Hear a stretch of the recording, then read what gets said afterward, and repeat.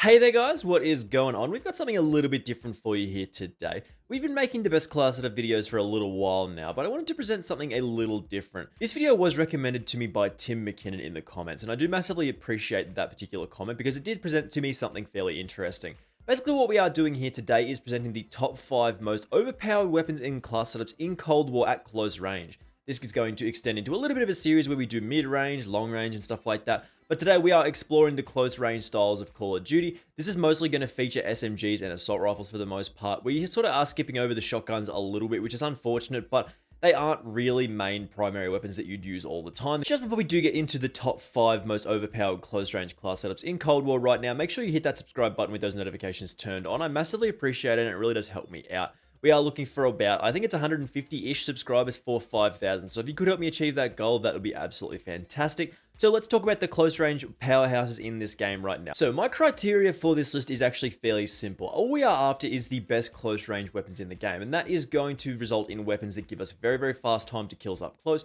and are very and particularly effective just at close range for the most part. This isn't going to extend sort of medium ranges for the most part, as some of these weapons can't really be used outside of close range. So just keep that in mind here when we talk about these guns, and I'll explain it a little further. Our first one on this list here is probably the most powerful thing that we have on this list here today, is the KSP 45. The reason we have chosen this for this particular list is because this does have a 220 millisecond time to kill up close, and that is one of the fastest in the game. Of course, if you do get a one-shot kill with something like a shotgun, it is going to be a little faster as you do instantly delete someone. But in terms of just an actual weapon in this game, a 220 millisecond time to kill is absolutely lightning fast here. That makes the KSP 45 one of the most powerful weapons in the game up close. The rest of the class setup is going to be here as follows with our favorite secondary at the moment, which is the AM63. The attachments do look like this. We got the sound suppressor with the agency style with the muzzle flash concealment and that little bit of extra recoil control. We are taking the reinforced heavy barrel for that damage and range. Then the body, 5mm laser hip fire accuracy, as well the magazine, the 25 round magazine to give us more bullets to fire. And then to round this off, we do not have the airborne elastic wrap. We actually take the dual wield stock here because giving us 2 of these powerful pistols up close gives us a lightning fast time to kill as well. Keep in mind that for the most part, these class setups and perks and so on will be very similar in most of the classes, and we will point out where they are different. We do have the Stim Shot, we do have the Semtex, and we do have the Jam, but these are all personal preference. We do have Perk Greed. Most of the powerful weapons in this game do only require 5 attachments, so just keep that in mind here. And as for our perks, we do have Flak Jacket, Forward Intel, Scavenger, Tracker, Ninja, and Ghost. The attachments on the KSP 45 look a little bit like this. Basically, we start off with that sound suppressor giving us that muzzle flash concealment, meaning we do stay off of the minimap when we are firing at people. This is really nice for being able to move around the map quietly and get into those close quarters engagements where we can get our one burst kills. Then we move to the barrel. We want the task force option here. This does give us the most amount of damage, range, and bullet velocity here. This allows us to get more consistent one-shot kills. It does tweak our numbers to about 20 meters of damage range, which is quite nice here, but still, you do mostly want to fight up close and try and get those one-burst kills. And then the bullet velocity is fairly standard for an SMG. You move to the underbarrel here. This is a little interesting. You can choose a number of different options in this slot. We take the Bruiser Grip because this does give us 3% movement speed stats across the board. So movement speed, sprinting movement speed, shooting movement speed, and aim walking movement speed. But again, if you do need a little bit more recoil control, you can take something like an SFOD Speed Grip or a Field Agent Foregrip as well if you do prefer that. Handle, we are going for the Serpent Wrap here for an aim down sight speed increase of 25%. This is a really nice option here, and it does allow us to get those sights up nice and quickly in those close quarters engagements. And one of the most important close range statistics in the game is actually sprinter fire speed and shooting movement speed, which the airborne elastic wrap for the most part does sort of allow us to do that worse. So just keep that in mind here with most of these class setups, they won't feature the airborne elastic wrap. And then for our last attachment, we do have the no stock here, but you can take the Raider stock as well for this particular class. You basically want that sprinter fire speed from both of these attachments, and that is of course up to you. With the Raider stock, you do get a little bit more aim walking movement speed, which is very powerful, but it actually can throw off your aim slightly if you aren't aware of how fast you move when this is active. So just keep that in mind when you are choosing this last attachment. So as I said, with the KSP 45, you are getting a very fast time to kill up close. About 220 milliseconds in this game is absolutely lightning fast. You are deleting people. So this is probably the most powerful close range weapon in the game right now, outside of like a one-shot kill with a shotgun. Then we move to another very powerful close range weapon in the game, and this is a personal favorite of mine in the AK74u. I know a lot of you also like the AK74u. This is a ridiculously popular weapon in this game still, mostly because it does have a ridiculously fast time to kill up close.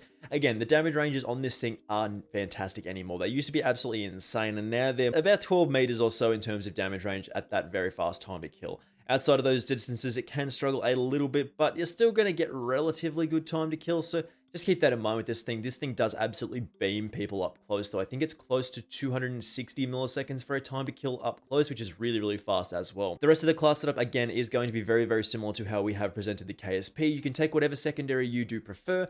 Again, a stim shot in the tactical slot, the Semtex in the lethal slot, and the field upgrade within the jammer is always up to you. You can choose whatever you do prefer in those slots.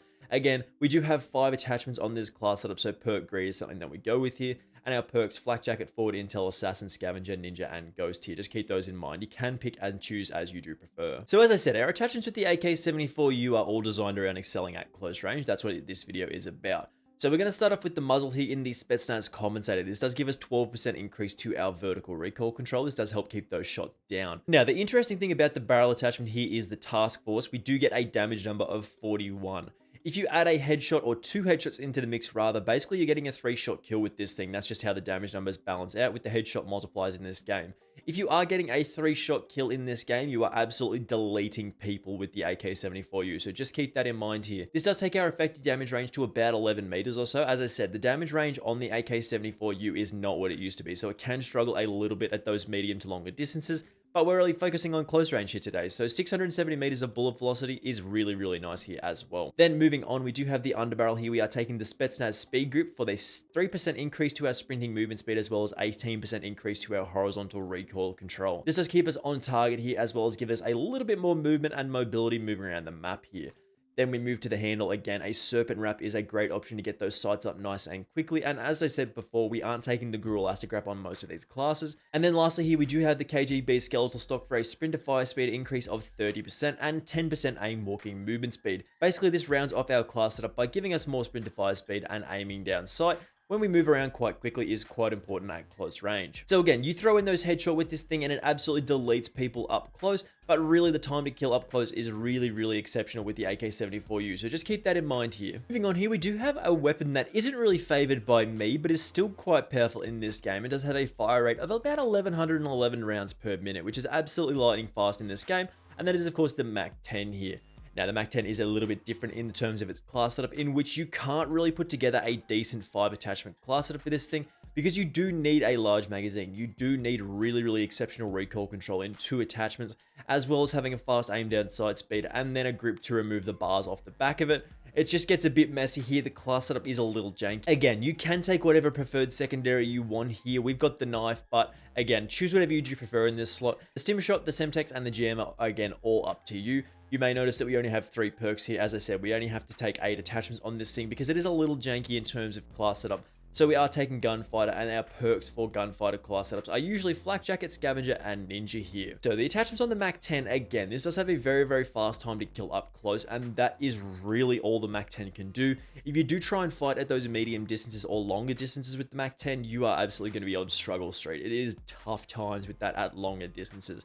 But up close, absolutely beams people, really, really fast time to kill here. So the attachments are going to be as follows. We do start off with that SOCOM Eliminator. This does give us that 85% increase to our muzzle flash concealment, but more importantly, 25% increase to our vertical recoil control, which is really, really important for this thing. Without some of these recoil control attachments and even the task force barrel, which you should steer clear from, this thing has insane recoil, so keep that in mind. In the barrel slot, we are moving to the reinforced heavy. This does give us an increase to our damage range and our bullet velocity, which is quite nice. However, these values are relatively small. In 13 meters and 360 meters per second of bullet velocity, they do lag a little behind some of the other weapons, but it is what it is here. This is the best option to go with because the task force, as I said, does give us super recoil. It's just dumb here. Don't use the task force. Then the body, we are going for the steady aim laser here. This does give us a 15% increase to our hip fire accuracy. Really, really simple attachment here. Nothing else that this does. Then we move to the underbarrel again. The SFOD speed group does give us that 3% sprinting movement speed, but more importantly, this does give us 10% recoil control increases across the board. Vertical and horizontal does help keep us on target here. Then the magazine, you want more bullets to fire, so a Stanag 53 round drum mag without reducing our aim down sight speed too much is really, really nice. Then the handle, serpent wrap, again 25% increase to our aim down sight speed. Very, very nice for getting those sights up. And then lastly, the no stock here for that sprint to fire speed. Now this is a little bit different here because we don't want to reduce our hip fire accuracy by as much with the Raider stock, so we're taking the no stock here instead so we can hip fire people up close. Again, the MAC-10 does absolutely remove people from the map. Is a very, very fast time to kill up close, but outside of those very short ranges, it really does struggle in terms of that control. So So just keep that in mind here. This can struggle, but it is a very, very fast killing weapon in the game. Then we move to something a little bit different again. This is not a weapon that I personally prefer, but this particular class setup does go quite hard up close, and that is what we are talking about here today. The MP5 is a very, very fast killing weapon in this game up close at about a 280-ish millisecond time to kill up close, which is very, very powerful in this game right now. Again, a secondary, you can choose whatever you prefer in this slot. Take your very, very powerful close range options, your launcher, your knife, your melee weapon, whatever you want to take here, this is up to you. Again, the stim shot, the semtex, and the jam, these are all personal choices. You can take whatever you prefer in these slots. Then the gunfighter, again, the MP5 is a little janky as well, similar to the Mag-10. It doesn't have as much recoil, but the attachment options are just, again, kind of janky here. So gunfighter is really, really nice to give us 8 attachments. Again, the MP5 really, really does excel up close. It's pretty easy to control, but does have a quite fast time to kill up close. And that is all we care about today. Then the attachments with the infantry compensator, again, that vertical recoil control is very, very nice to keep those shots down of a 12% increase. Then the barrel, we actually take the extended barrel here. This does take a little bit of explanation, but for the most part, the short version is this does give us the best possible hit detection with these weapons. This particular weapon and barrel does actually show that sometimes you just can't trust the weapon attachment stats, as this does give us the best possible hit detection and bullet velocity values across any of the other attachments here.